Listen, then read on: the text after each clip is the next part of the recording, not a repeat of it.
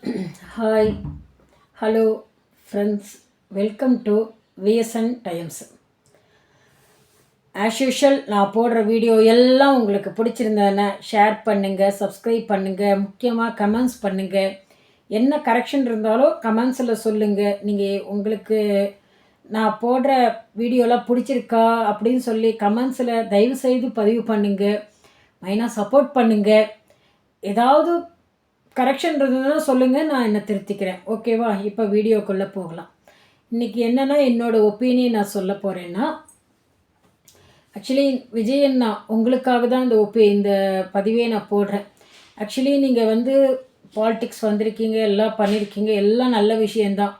ஆனால் எப்போதுமே எல்லா ஜனங்களையும் நீங்கள் நம்பாதீங்க. ஏன்னா அந்த ஓட்டுங்கிறது அந்த டைமில் எடுக்கிற முடிவு. இதை உங்கள் லைஃபுக்காக சொல்கிறேன். இதுக்காக உங்கள் வாழ்க்கையை விட்டுறாதீங்க. நீங்கள் இப்போ உங்கள் கல்யாணம் ஆகி 27 வருஷமோ 25 வருஷமோ என்னவோ சொல்கிறாங்க. அது உங்களுக்கு தான் அண்ணா தெரியும் நல்லா. ஸோ இந்த தமிழ்நாட்டுக்கு சிஎம்மாக வரேன்னு சொல்லி உங்கள் ஒரு லைஃப், உங்கள் 2 பசங்க, உங்கள் ஃபேமிலியை விட்டுறாதீங்க. அதுதான் என்னுடைய சின்ன ரெக்வஸ்ட்டாக நான் இப்போ பதிவு பண்ணுறேன். இது என் மனசுக்கு தோணிச்சு. ஏன்னா இது யாருமே டக்குன்னு வந்தோடனே ஒரு பதவியில் உட்கார மாட்டாங்க. உங்கள் நேரம், உங்கள் காலங்கள், நீங்கள் உட்காரத்துக்கு வாய்ப்புகள் இருக்குது. ஆனால் ஃபேமிலியும் நீங்கள் ஃபோல்ட் ஆன் பண்ணிக்கோங்க. அதுதான் என்னோடய ரெக்வஸ்ட்டாக நான் பதிவு பண்ணுறேன் இன்றைக்கி.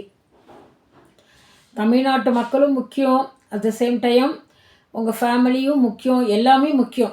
ஸோ நீங்கள் ரெண்டையும் மேனேஜ் பண்ணுங்க. விவாகரத்துங்கிறது ஒரு முடிவு கிடையாது. 27 வருஷம் வாழ்ந்துட்டு விவாகரத்து பண்ணணும்னு என்ன அவசியம்? அதெல்லாம் உங்களுக்கு நல்லாவே தெரியும். ஏன்னா தமிழ்நாட்டையே ஆளப்போகிறேன்னு சொல்லி வரீங்க. அப்போ உங்கள் ஃபேமிலியை பாதுகாக்க உங்களுக்கு தெரியாதா அண்ணா?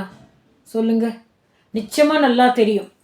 ஸோ இப்போ இதில் என்ன இருக்குது உங்களுக்கு? இந்த தமிழ்நாட்டை ஆள போகிறீங்கன்னு நீங்கள் சொல்கிறீங்க. ஓகே, மக்களை நம்புறீங்க. அந்த டைமில் அவங்க எல்லாரும் உங்களுக்கு ஓட்டு போடுவாங்கங்கிற எல்லாரும் சொல்கிறாங்க. விஜய் அண்ணாவுக்கு ஓட்டு போடுவேன். இப்போ சொன்னவங்க எல்லாருமே விஜய் அண்ணா உங்களுக்கு ஓட்டு போட்டுருவாங்கன்னு உங்களுக்கு அந்த நம்பிக்கை இருக்கா? சொல்லுங்கள். இருக்குன்னா ஓகே, இருக்கலாம், ஓட்டும் போடலாம், நீங்கள் ஜெயிக்கலாம். ஓகே, அதனால் உங்கள் ஃபேமிலியை விடலாமா நீங்கள்? சொல்லுங்கண்ணா, சொல்லுங்கள். உங்கள் ஃபேமிலியை விடாதீங்க. யார் என்ன சொன்னாலும் ஃபேமிலியை விடாதீங்க, தமிழ்நாட்டு மக்களையும் விடாதீங்க. இது எதுவுமே மாற்ற முடியாது. இப்போ இந்த இருக்கிற கான்ஸ்டியூஷன் எதுவுமே நீங்கள் சேஞ்ச் ஓவர் பண்ண முடியாது. ஏன்னா நீங்களும் அங்கேயும் போய் ஒருத்தங்களுக்கு கண்ட்ரோல்டாக தான் வேலை பண்ணணும். எல்லாமே ஒர்க்கு தான். புரியுதாண்ணா? இப்போ எப்படி சினிமாவில் போய் வேலை பண்ணாதான் சம்பளமோ, அதுபோல் இந்த பதவிக்கு வந்தாலும் ஒருத்தவங்களுக்கு நீங்கள் வேலை பண்ணாதான் உங்களுக்கு சேல்ரி மாதம் பிறந்தோடனே. புரியுதா? எப்படியும் நீங்கள் என்ன கோடி வாங்கினீங்களோ, என்ன சம்பளம் வாங்கினீங்களோ, நீங்கள் சம்பளத்தை எதிர்பார்த்தோ பணத்தை எதிர்பார்த்தோ இந்த இதுக்கு வரல, அது வேறு விஷயம். இருந்தாலும் உங்கள் பொறுப்பை நீங்கள் கரெக்டாக பண்ணணும். அதுக்கு நீங்கள் இது ரொம்ப பெரிய விஷயம். சினிமாங்கிறது நீங்கள் வருவீங்க, நீங்கள் நடிப்பீங்க. உங்களுக்கு அன்றைக்கி இல்லைன்னா, உங்களுக்கு இஷ்டம் இல்லைன்னா கூட கிளம்பி போயிடலாம். ஷூட்டிங் மறுநாள் வச்சுப்பாங்க. பட் பாலிடிக்ஸுங்கிறது அப்படி கிடையாது. நாட்டை ஆள்றதுங்கிறது அப்படி ஒரு சின்ன விஷயம் கிடையாதுன்னா. எனக்கு தெரிஞ்ச விஷயத்தை நான் பதிவாக பண்ணுறேன். இந்த ஒரு இக்கட்டான சுச்சுவேஷனில் இந்த ஒரு ஃபேமிலியை விட்டுறாதீங்க நீங்கள் கடைசியில். இதில் என்ன உங்களுக்கு லாபம் கிடைக்க போகுது? ஒன்றும் இல்லை.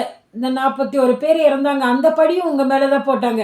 பழிய போடுவாங்களே தவிர்த்து இதில் உங்களுக்கு லாபம் எதுவுமே இல்லையே. கடைசியில் நஷ்டம்தான் உங்களுக்கு வந்துட்டுருக்கு, ஸ்டெப் பை ஸ்டெப்பாக.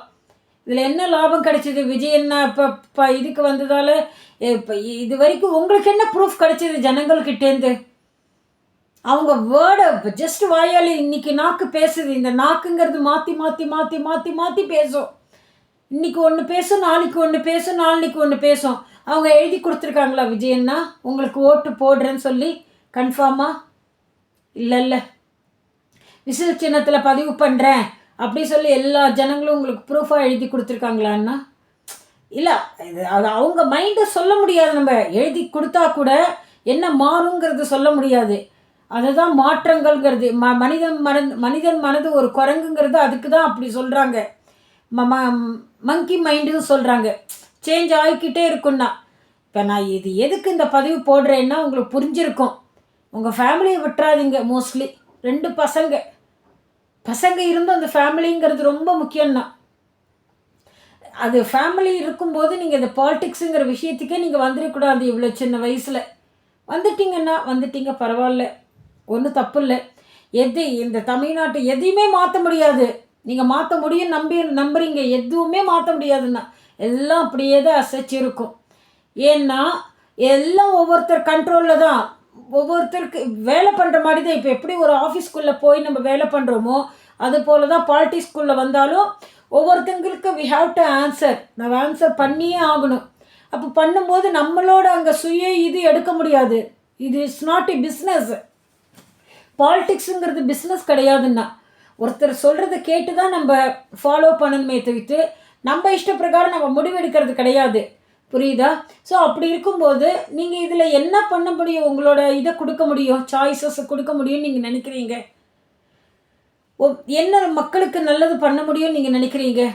இப்போ இப்போ இப்போ இருக்குது காமராஜ் ஐயா காலத்துலேருந்து, எம்ஜிஆர் ஐயா காலத்துலேருந்து, ஜெயலலிதா அம்மா காலத்துலேருந்து, இப்போ ஸ்டாலின் ஐயா காலம் வரைக்குமே யாராலையும் அவங்க டிசிஷன் அவங்க எடுக்க முடியாது.